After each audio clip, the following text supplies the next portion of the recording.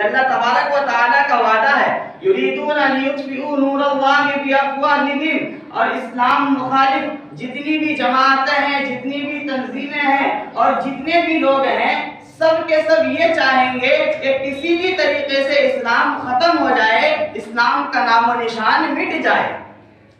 اور یہ آج سے نہیں، جب سے دنیا قائم ہوئی ہے، جب بھی کوئی حق آیا ہے، یعنی حق کی دعوت لے کر کے دنیا کے اندر آیا ہے، تو اس کے خلاف اس کے مخالفین بھی دنیا کے اندر جنم لیے ہیں، اور سب نے یہ چاہا ہے کہ کسی بھی طریقے سے حق کو دبایا جائے، حق کو ختم کیا جائے۔ لیکن اللہ تبارک و تعالیٰ نے کہہ دیا کہ نہیں، ہمارا جو نور ہے، ہمارا جو دین ہے، یہ تمام ادیان پر، تمام دینوں پر اور تمام مذہبوں پر غالب ہو کر کے رہے گا۔ واللہ متم نورہ ولو کرہ الکافرون، کہ اللہ تبارک و تعالی اپنے نور کو یعنی اسلام کو غالب کر کے رہیں گے، اگرچہ کہ کافروں اور مشرکوں کو برا لگے، اگرچہ کہ کافروں اور مشرکوں کو برا لگے، اللہ تبارک و تعالی اس دین کو کامل و مکمل کر کے رکھیں گے۔ اس لیے میرے دوستو ضرورت ہے اس بات کی کہ آپ گھبرائیں نہیں کہ اسلام کو مٹانے کی سازش کی جا رہی ہے اور مسلمانوں کو صفحے ہستی سے مٹانے کی سازشیں کی جا رہی ہے۔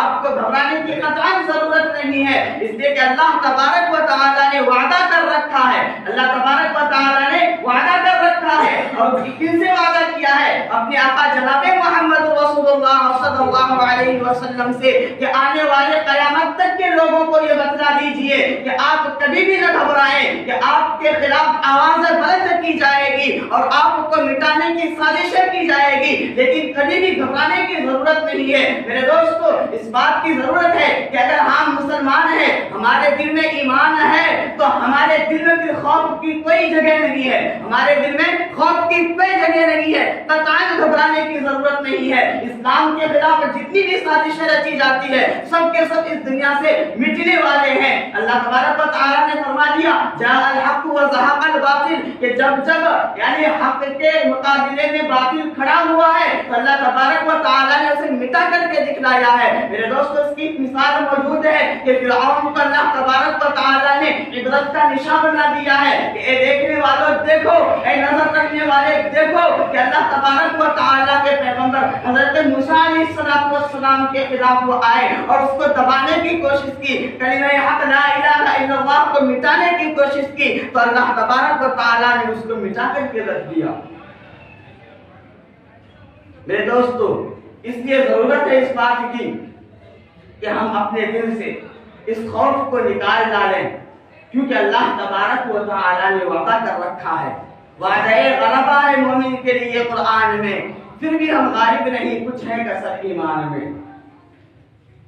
اسی طریقے سے اللہ تبارک و تعالی نے واضح انداز میں فرما دیا ہے قل الحق من ربکم فمن شاء فلیؤمن ومن شاء فلیکفر، کہ اے نبی آپ بتلا دیجئے کہ یہ حق جو ہے، یہ اسلام جو ہے، یہ تمہارے رب کی جانب سے ہے، جس کا دل چاہے اختیار کر لے اور جس کا دل چاہے وہ انکار کر دے۔ کہ اللہ تبارک و تعالی نے انسانوں کو پیدا فرمایا اور اس کو دو راہ دکھلائی اور دو راستے بتلائے، ایک شکر کا اور ایک کفر کا۔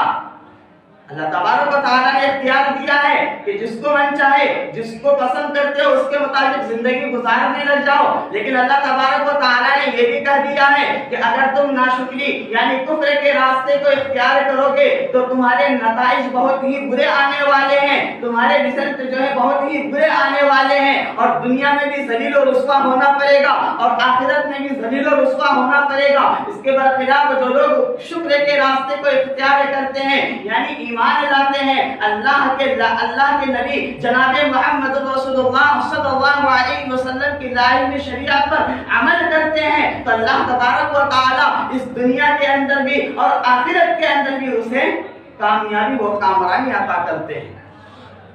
اللہ تبارک و تعالی نے کہہ دیا فمن شاء فلیؤمن ومن شاء فلیکفر، اس کے آگے اللہ تبارک و تعالی نے دونوں کے نتیجے بھی بتلا دیے ہیں کہ اگر کفر اختیار کرو گے تو ناکامی ملے گی، اور شکر کا راستہ یعنی ایمان کا راستہ اختیار کرو گے تو کامیابی ملے گی۔ اس لیے میرے دوستو، آج جو اسلام کے خلاف سازشیں رچی جا رہی ہے، اس میں ہمیں گھبرانے کی ضرورت نہیں ہے، ہمیں گھبرانے کی ضرورت نہیں ہے، لیکن کرنے کی چیز کیا ہے؟ کرنے کی چیز کیا ہے؟ اس پر غور کرنے کی ضرورت ہے کہ مسلمان اس نازک دور میں، پرفتن حالات میں مسلمانوں کو کیا کرنا چاہیے اور کن چیزوں سے بچنا چاہیے۔ تو کرنے کی چیز یہ ہے کہ سب سے پہلی چیز تو یہی ہے کہ اللہ نے جو وعدہ کر رکھا ہے اس پر کامل طریقے پر ایمان رکھیں، کامل طریقے سے بھروسہ رکھیں کہ اللہ نے جو وعدہ کر رکھا ہے کہ دین اسلام غالب ہو کر کے رہے گا، تو اس پر ہم لوگ کامل یقین رکھیں۔ اور دوسری بات یہ ہے کہ اسلام کی نشر و اشاعت میں، اسلام کے پھیلاؤ میں ہم رکاوٹ نہ بنیں، اسلام کی نشر و اشاعت میں ہم رکاوٹ نہ بنیں، بلکہ اسلام کو پھیلانے کا ذریعہ بنیں اور اس کو سمٹنے کا ذریعہ نہ بنائیں اپنے آپ کو۔ ہم دیکھیں کہ ہمارے اعمال سے، ہمارے اخلاق سے اور ہمارے کردار سے کہیں اسلام کے خلاف افعال صادر تو نہیں ہو رہے ہیں؟ کیا ہم اسلام کی نشر و اشاعت میں رکاوٹ کا سبب تو نہیں بن رہے ہیں؟ کہ اگر ہم سبب بن رہے ہیں آج کے اس دور میں بھی، اور ہمارے عادات سے، اخلاق سے اور اسی طریقے سے ظاہری لباس سے اگر اسلام کے پھیلاؤ میں، اسلام کی نشر و اشاعت میں اگر ہم رکاوٹ بن رہے ہیں تو ہم اس کو دور کریں اپنے ظاہر اور باطن سے۔ میرے دوستو، آج ضرورت ہے اس بات کی کہ ہم دور حاضر کے اندر غیروں کو یہ دکھلائیں کہ ہم مسلمان ہیں، غیروں کو یہ دکھلائیں کہ ہم مسلمان ہیں۔ میرے دوستو، میں آپ سے کہتا ہوں کہ ہندوستان کے اندر جتنے مسلمان ہیں، ہندوستان کے اندر جتنے بھی مسلمان ہیں، کہ اگر ان میں سے آدھے مسلمان بھی اگر اپنے اسلام کا اظہار کر دے، اپنے اسلام کا اظہار کر دے اور اپنے اسلام کو لوگوں کے سامنے بتلا دے کہ ہم مسلمان ہیں، ہمارے چہرے پر داڑھی ہے، سر پر ٹوپی ہے اور ہم نبی علیہ السلام کے سنت کے مطابق زندگی گزار رہے ہیں، تو میرے دوستو اس دن کو اپنے کپڑے کے اندر پیشاب کرنے پر مجبور ہو جائے۔ لیکن ہم مسلمان ہیں، پتہ ہی نہیں چلتا ہے کہ ہم مسلمان ہیں بھی یا نہیں۔ ضرورت ہے اس بات کی کہ ہم اپنی نفس کو، اپنی ذات کو اسلام کی نشر و اشاعت کا ذریعہ اور وسیلہ بنائیں۔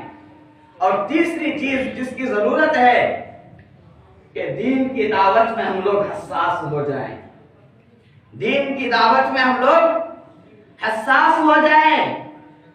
دین کی دعوت صرف کسی ایک طریقے پر محدود نہیں ہے کہ ہم جس میدان میں بھی ہیں، جس خدمت کو انجام دے رہے ہیں، ہم کسی فیکٹری میں کام کر رہے ہیں، کسی کمپنی میں کام کر رہے ہیں، تو یہ ضروری نہیں ہے کہ زبان سے دعوت دی جائے اس کو، بلکہ اپنے اعمال سے اور اپنے معاملات سے، اپنے اخلاق سے، اپنے کردار سے غیروں کو اپنے طرف لبھائیں۔ اس بات کی ضرورت ہے۔ مسلمان اخلاق کے اندر سب سے نچلے طبقے کے اندر شمار کیے جاتے ہیں اور بیجا لغویات کے اندر مسلم نوجوان مبتلا ہے۔ میرے دوستو، آج کے دور میں اس چیز کو ختم کرنے کی بہت ہی اہم ضرورت ہے۔ اور میرے دوستو، خاص طور سے مسلمانوں کے اندر جو 3 بیماریاں پائی جاتی ہے، کہ اگر مسلمانوں کے اندر سے وہ 3 بیماریاں ختم ہو جائے، جن 3 بیماریوں نے مسلمان کے ہر طبقے کو برباد کر رکھا ہے، یہ 3 بیماریاں ایسی ہیں اور ہم میں سے اکثروں کے اندر یہ بیماریاں پائی جاتی ہے کہ اگر ہم لوگوں نے ان چیزوں کو، ان بیماریوں کو اپنے اندر سے ختم کر ڈالا تو انشاءاللہ تبارک و تعالی ہم ایک دن ضرور کامیاب ہوں گے۔ میرے دوستو، ان 3 بیماریوں کو یاد رکھنے کی ضرورت ہے اور اپنی ذات سے اس کو ختم کرنے کی ضرورت ہے۔ ان میں سے ایک پہلی بیماری ہے کہ ہمارے اندر سستی آ گئی ہے، ہم مسلمانوں کے اندر سستی آ گئی ہے، اور اسی طریقے سے ہم مسلمانوں کے اندر مستی آ گئی ہے۔ اور تیسری بیماری ہے زبردستی، کہ مسلمانوں کے اندر سستی بھی ہے، مستی بھی ہے اور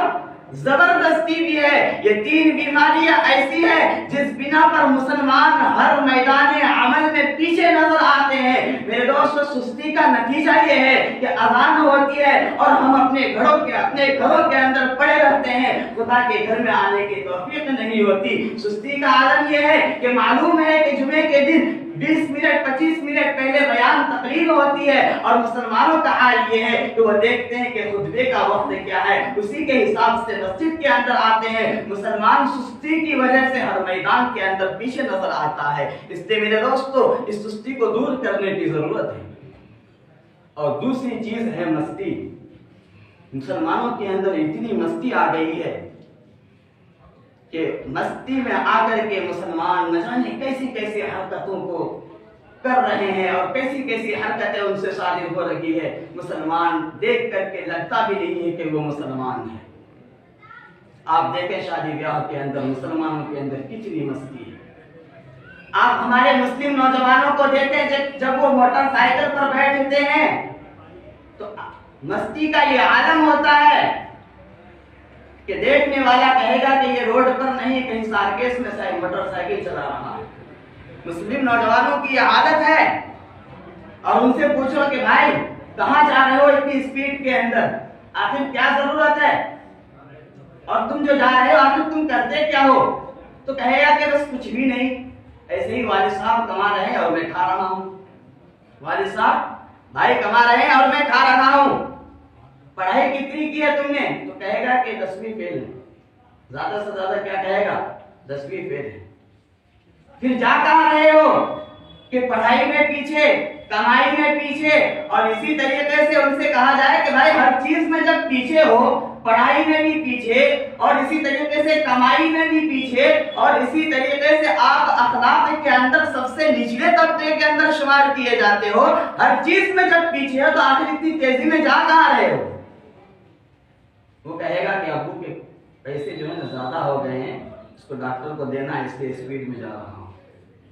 مسلمانوں کے اندر یہ مستی کا یہ عالم ہے. آپ دیکھیں کہ آج یہ دسمبر کا مہینہ چل رہا ہے, اور جب دسمبر کا مہینہ ختم ہو جائے گا, نیا سال آنے والا ہے, اور مسلمان اتنی مستی کے اندر مبتلا ہو جائیں گے اور نہ جانے کیسی کیسی حرکتوں کا اظہار کریں گے, اس سے پتہ بھی نہیں چلے گا کہ یہ مسلمان ہے. اسی طریقے سے مسلمان برتھ ڈے پارٹی کے اندر نہ جانے کتنے روپیوں کو برباد کر دیتے ہیں. میرے دوست یہ سب مستیاں ہیں ہمارے اندر جس بنا پر ہم تباہ و برباد ہو رہے ہیں, اور اسی طریقے سے ہمارے اندر زبردستی آ گئی ہے کہ اگر ہم تھوڑی سی پڑھائی پڑھ لیے اور ہمارے اندر طاقت آ گئی, بڑا سا پیسہ مل گیا, تو پھر کسی کے سننے کے لیے تیار ہی نہیں ہے. کسی کی سننے کے لیے تیار بھی نہیں ہے. بس سب یہی چاہتا ہے کہ ہماری سنی جائے اور ہم کسی کے سننے کے لیے تیار نہیں ہے. یہ زبردستی کا یہ عالم ہے کہ اپنے والدین کو بھی ماننے کے لیے تیار نہیں, اپنے بڑے بھائی کو بھی ماننے کے لیے تیار نہیں. میرے دوستو زبردستی کا یہ عالم ہے. اس سے ضرورت ہے اس بات کی کہ آج کے اس دور میں کہ اگر مسلمانوں کے اندر سے یہ تین بیماریاں ختم نہیں ہوئی تو مسلمان کبھی بھی میرے دوستو وہ کامیابی کی منزل تک نہیں پہنچ سکتے. اس لیے میرے دوستو آج سے یہ عہد کریں کہ ہم اپنے اندر سے سستی کو باہر نکال ڈالیں گے انشاءاللہ. اور اسی طریقے سے ہمارے اندر جو مستی آ رہی ہے ہم اس کو بھی ختم کریں گے انشاءاللہ, اور زبردستی کو بھی ختم کریں گے انشاءاللہ. اللہ تبارک و تعالی سے دعا ہے کہ اللہ تبارک و تعالی ہم سبوں کو سنی جانے والی باتوں پر عمل کرنے کی توفیق عطا فرمائے. آمین. وآخر دعوانا الحمدللہ رب العالمین.